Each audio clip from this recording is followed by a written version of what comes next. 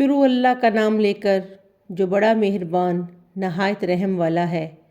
اللہ جو نہایت مہربان، اسی نے قرآن کی تعلیم فرمائی، اسی نے انسان کو پیدا کیا، اسی نے اس کو بولنا سکھایا۔ سورج اور چاند ایک حساب مقرر سے چل رہے ہیں اور بوٹیاں اور درخت سجدہ کر رہے ہیں، اور اسی نے آسمان کو بلند کیا اور ترازو قائم کی کہ ترازو سے تولنے میں حد سے تجاوز نہ کرو، اور انصاف کے ساتھ ٹھیک تولو اور تول کم مت کرو۔ اور اسی نے خلقت کے لیے زمین بچھائی، اس میں میوے اور کھجور کے درخت ہیں جن کے خوشوں پر غلاف ہوتے ہیں، اور اناج جس کے ساتھ بھس ہوتا ہے، اور خوشبودار پھول۔ تو تم اپنے پروردگار کی کون کون سی نعمت کو جھٹلاؤ گے؟ اسی نے انسان کو ٹھیک کرے کی طرح کھنکھناتی مٹی سے بنایا اور جنات کو آگ کے شعلے سے پیدا کیا۔ تو تم اپنے پروردگار کی کون کون سی نعمت کو جھٹلاؤ گے؟ وہی دونوں مشرقوں اور دونوں مغربوں کا مالک ہے۔ تو تم اپنے پروردگار کی کون کون سی نعمت کو جھٹلاؤ گے؟ اسی نے دو دریا رواں کیے جو آپس میں ملتے ہیں، دونوں میں ایک آڑ ہے کہ اس سے تجاوز نہیں کر سکتے۔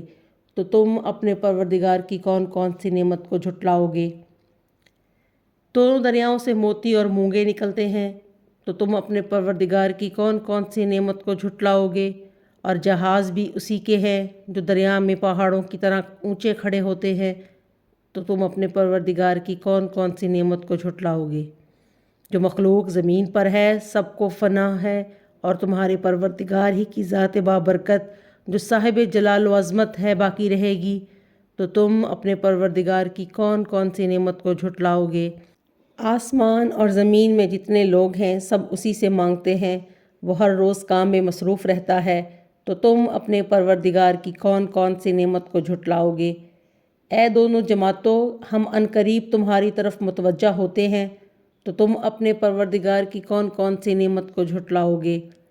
اے گروہ جن و انس، اگر تمہیں قدرت ہو کہ آسمانوں اور زمین کے کناروں سے نکل جاؤ تو نکل جاؤ، اور زور کے سوا تم نکل سکنے کے ہی نہیں، تو تم اپنے پروردگار کی کون کون سی نعمت کو جھٹلاؤ گے؟ تم پر آگ کے شعلے اور دھواں چھوڑ دیا جائے گا تو پھر تم مقابلہ نہ کر سکو گے، تو تم اپنے پروردگار کی کون کون سی نعمت کو جھٹلاؤ گے؟ پھر جب آسمان پھٹ کر تیل کی تلچھٹ کی طرح گلابی ہو جائے گا تو وہ کیسا ہولناک دن ہوگا؟ تو تم اپنے پروردگار کی کون کون سی نعمت کو جھٹلاؤ گے؟ اس روز نہ تو کسی انسان سے اس کے گناہوں کے بارے میں پوچھا جائے گا اور نہ کسی جن سے، تو تم اپنے پروردگار کی کون کون سی نعمت کو جھٹلاؤ گے؟ ان میں سب میوے دو دو قسم کے ہیں، تو تم اپنے پروردگار کی کون کون سی نعمت کو جھٹلاؤ گے؟ اہل جنت ایسے بچھونوں پر جن کے استر اطلس کے ہیں تکیہ لگائے ہوں گے، اور دونوں باغوں کے میوے قریب جھک رہے ہیں، تو تم اپنے پروردگار کی کون کون سی نعمت کو جھٹلاؤ گے؟ ان میں نیچی نگاہ والی عورتیں ہیں جن کو اہل جنت سے پہلے نہ کسی انسان نے ہاتھ لگایا اور نہ کسی جن نے، تو تم اپنے پروردگار کی کون کون سی نعمت کو جھٹلاؤ گے؟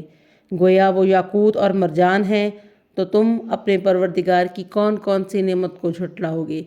نیکی کا بدلہ نیکی کے سوا کچھ نہیں ہے، تو تم اپنے پروردگار کی کون کون سی نعمت کو جھٹلاؤ گے؟ اور ان باغوں کے علاوہ دو باغ اور ہیں، تو تم اپنے پروردگار کی کون کون سی نعمت کو جھٹلاؤ گے؟